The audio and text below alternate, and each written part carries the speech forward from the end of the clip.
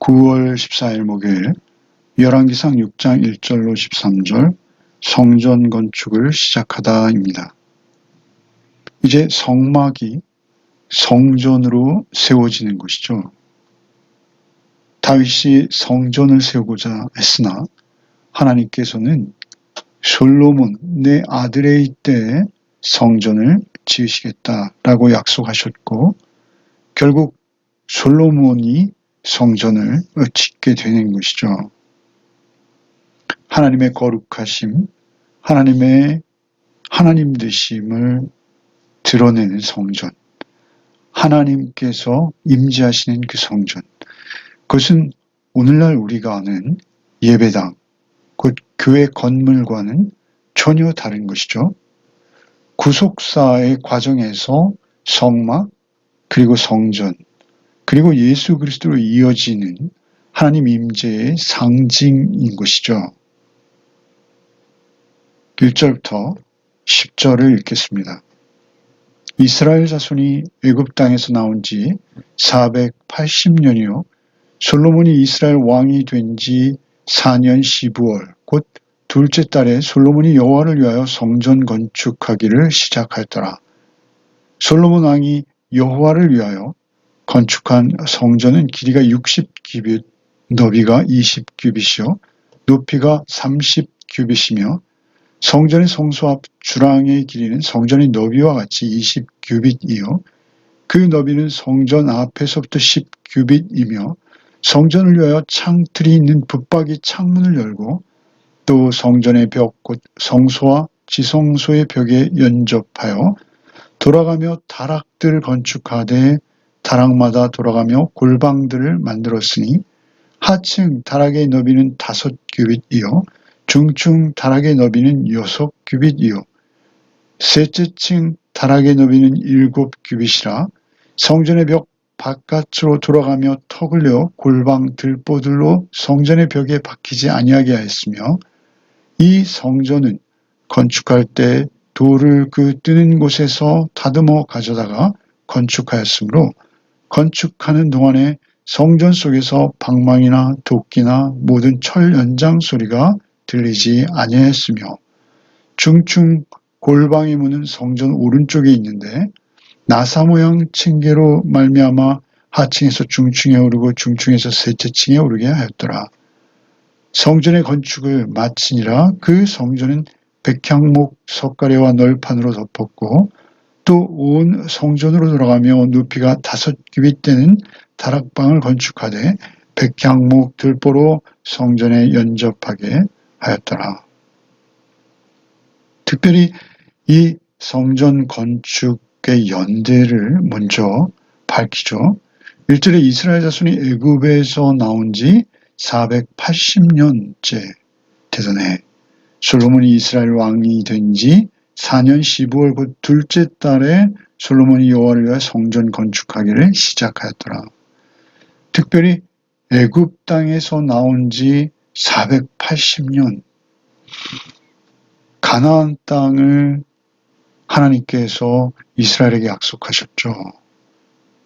그리고 결국 아브라함에게 약속하셨던 그 언약이 이제 애굽에서의 종살이를 거쳐서 480년 만에 솔로몬이 이스라엘의 왕이 되어서 성전을 건축하게 되는 것이죠. 가나안의 한 중심, 한가운데.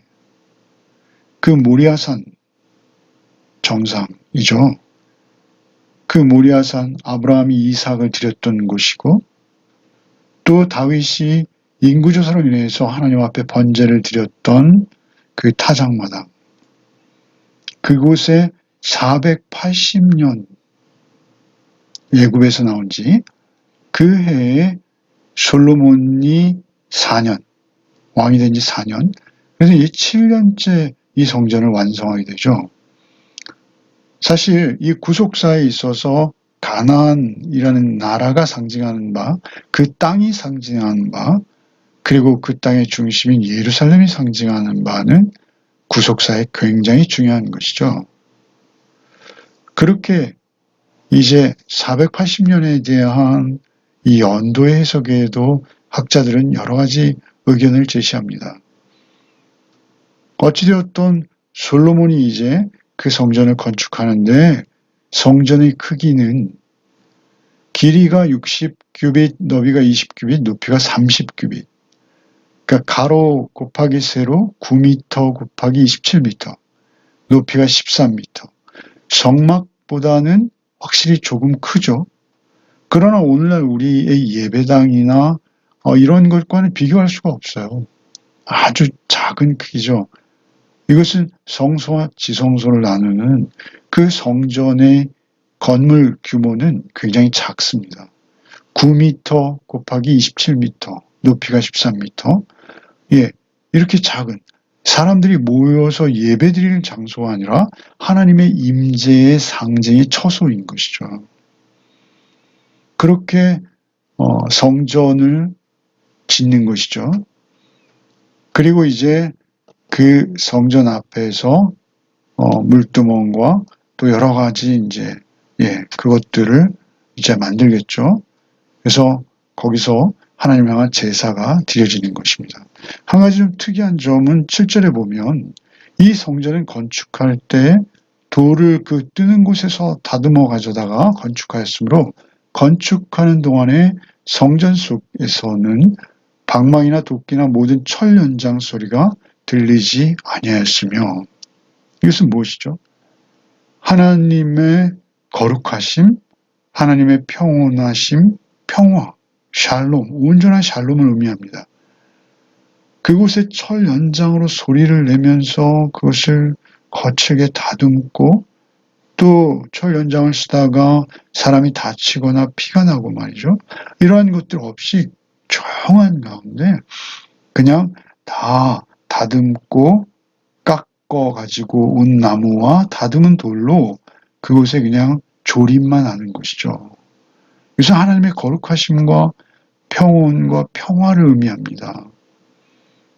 하나님의 임재 있는 그곳이기에 더욱 그들이 경건하고 조심스러웠던 것이죠. 그렇게 겸손히 조심스럽게 성전 건축을 마쳤다. 10절에 그러죠. 성전 건축을 마치니라. 사실 아직 끝낸 건 아니죠. 아직 내장 공사도 해야 되고요. 지붕도 온전히 얹은 게 아니죠. 지금 이 10절이 아니라 38절에 가서 이제 성전 건축을 마치게 되는 것이죠. 성전 건축이 이렇게 한창 진행되고 있을 때 하나님께서 솔로몬에게 나타나십니다. 11절부터 읽겠습니다. 여호와의 말씀이 솔로몬에게 임하여 이르시되 내가 지금 이 성전을 건축하니 내가 만일 내 법도를 따르며 내 율례를 행하며 내 모든 계명을 지켜 그대로 행하면 내가 내 아버지 다윗에게 한 말을 내게 확실히 이룰 것이요 내가 또한 이스라엘 자손 가운데 거하며 내 백성 이스라엘을 버리지 아니하리라 하셨더라. 그 성전을 건축하고 있는 솔로몬에게 하나님이 나타나세요. 11절에 여호와의 말씀이 솔로몬에게 임하여 이르시되 내가 지금 이 성전을 건축하니, 하나님께서 하시는 말씀이죠. 내가 지금 이 성전을 건축하니, 내가 지금 이 성전을 건축하고 있는데, 그런데 내가 만일 내 법도를 따르며 율례를 행하며 내 모든 계명을 지켜 그대로 행하면, 그러니까 성전, 내가 지금 이 성전을 건축한 성전이라는 단어 자체가 뭐죠? 하나님의 임재를 의미하는 것입니다. 오직 임마누엘이죠. 그 성전을 건축하니 그 성전에 하나님께서 임하신다라는 것은 무엇이죠? 그것은 하나님의 말씀에 순종하여 하나님의 공의로우심과 그 사랑스러우심을 드러내는 삶이 이어지는 그곳. 그것이 사실은 하나님의 임재하는 하나님의 처소이죠. 내가 만일 내 법도를 따르며 내 율례를 행하며 내 모든 계명을 지켜 그대로 행하면 그것이 성전이 우리에게 교훈하는 바요. 하나님께서 성전 또는 성막을 그들에게 주신 이유인 것이죠. 하나님은 성막에 계시지 않아요. 그곳에 갇혀 계시지 않아요. 성전에도 역시 마찬가지죠. 솔로몬이 성전을 하나님 앞에 축성하는 그런 제사를 드리면서 뭐라 합니까? 내가 지은 이 성전에 하나님이 계시는 곳이 아니라는 것이죠. 하나님은 그렇게 돌과 나무로 만든 건물에 갇혀 계신 분이 절대 아니시죠. 하나님은 어디에 임하십니까?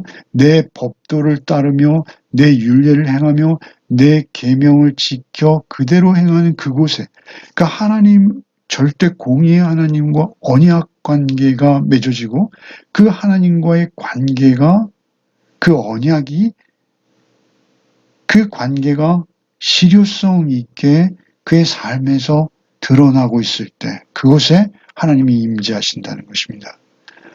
만일 내 법도를 따르면 내 율례를 행하면 내 모든 계명을 지켜 그대로 행하면 내가 내 아버지 다윗에게 한 말을 내게 확실히 이룰 것이요.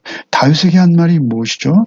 내 씨가, 내 왕위가 영원히 이어질 것이다. 그런데 영원히 이어졌습니까? 이어지지 않았죠. 다윗에게 한 말을 내게 확실히 이룰 것이요. 확실히 이루어지긴 했어요. 그러나 그들이 생각하고 예상했던 방식이 아니에요. 그것은 무엇입니까? 이제 성전의 실체이신 예수 그리스도, 다윗의 후손으로 오시는 예수 그리스도께서 영원히 이루실 것이죠. 예수 그리스도를 통해서 영원히 다윗 언약은 언약대로 실현되어지는 것입니다. 다윗에게 한 말을 내게 확실히 이룰 것이요. 이렇게 말씀하셨어요. 그러나 솔로몬은 그 언약을 받을 만한 자격이 없는 거예요. 솔로몬은 결국 불안한 모습을 보이다가 말년에는 우리가 잘 아는 대로 타락의 극치를 보여주고 그 아들 때에는 나라가 쪼개지고 결국은 그들이 이제 포로로 끌려가 버리고 마는, 성전은 회파되어지고 성전이 또다시 복원되어져서 수룹밥의 성전이 세워지고 그 이후에 헤롯이 엄청난 성전을 건축했지만 결국 그것이 성전으로서 하나님의 임재를 계속 유지하지 못했어요. 하나님께서 그곳에 계시지 않았다라는 것이죠. 결국 포로지에서 에스겔 8장에 보면 에스겔이 성전에서 하나님이 떠나시는 모습을 기록하고 있지 않습니까?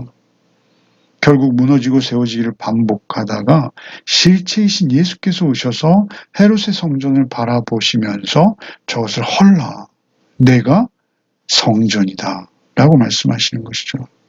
결국 예수 그리스도의 성령으로 우리 가운데 찾아오심으로 말미암아 우리가 인간과 하나님에서 같이 나누셨듯이 고린도서 1장 9절 하나님이 우리를 구원하신 목적, 그것은 하나님이 우리와 교제하시기 원하시기 때문에 그렇습니다.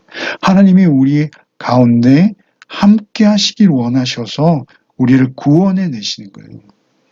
성막을 주신 이유도 우리와 함께 하시기 위해서, 성전을 주신 이유도 우리와 함께 하시기 위해서, 그리고 이제 예수 그리스도를 보내신 이유도 우리와 함께 하시기 위해서. 그런데 우리는 그 성전 대신 예수 그리스도와 함께 할 자격이 전혀 없던 자들이에요. 여기 지금 12절 13절에 뭐라 하십니까?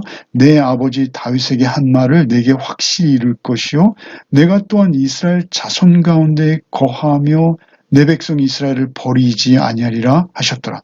그들은 이스라엘 자손 가운데 하나님께서 우리와 함께 거하시며 우리를 버리지 아니하실 수 있는 그러한 우리의 모습 조건이 아니었다라는 것입니다. 그러니까 전적으로 예수 그리스도께서 오셔서 우리를 성전 삼으신 그 은혜, 그것은 받을 자격도 없고 그 언약 가운데 온전히 신실하지도 못했음에도 불구하고 하나님께서 우리에게 선물로 주시는 거예요. 자격 없는 자들을 품으시고 찾아오셔서 성전 삼으시는 것. 그것이 결국 복음이요. 오늘날 우리가 경험하고 있는 은혜의 선물인 거예요. 그저 거저 주시는 하나님의 은혜의 선물. 그 선물로 말미암아 우리는 성전되어졌다라는 것이죠. 이 성전의 실체가 예수 그리스도이시오. 예수 그리스도를 통해서 우리도 성전되어 너희가 하나님의 성전인 것과 너희 안에 하나님의 성령이 거하시는 것을 알지 못하느냐? 라는 그 말씀처럼 우리가 이제는 성령 안에서 하나님의 임재를 누리며 경험하며 하나님 내 안에 계신 그 평안함, 그 모든 전쟁, 영적 전쟁에서 예수께서 십자가와 부활로 승리를 거두시고 우리 안에 찾아오셔서 그 주시는 안식과 평안함, 그 안식과 평안함을 누리며 우리는 주님과 오늘도 동행하는 삶을, 성전의 삶을 살게 되었다라는 것입니다. 이 성전의 건축 기사들을 보면서 이것이 어떻게 예수 그리스도를 예표하고 상징하며 우리 가운데 찾아오시는 예수 그리스도를 우리가 실제로 성령이 도우심을 경험하고 느끼는 것인지 우리는 이것을 늘 묵상하며 또 하루를 주님과 동행하며 지내시는 하루를 하시는 복이 있으시기를 바랍니다. 기도하시겠습니다. 주님 감사합니다. 오직 주의 말씀에 순종하며 주님의 말씀을 따름으로 말미암아 하나님께서 우리 안에 임마누엘 하시고 또한 그 하나님으로 말미암아 우리가 평안과 승리를 날마다 경험케 하신 줄 믿습니다. 주님 참으로 이 믿음으로 오늘도 이미 승리케 하신 주님 안에서 평안함을 누리며 주님과 온전한 동행을 이루는 한날의 삶이 되게 하여 주시옵소서. 오직 이것은 능으로 하지 못하고 힘으로 하지 못하고 오직 성령으로만 우리가 성전될 수 있음을 고백하오니 주 우리를 긍휼히 여기시고 오늘도 성령의 충만한 은혜로 우리를 인도하여 주시옵소서. 예수 그리스도 이름 받들어 간절히 기도하옵나이다. 아멘.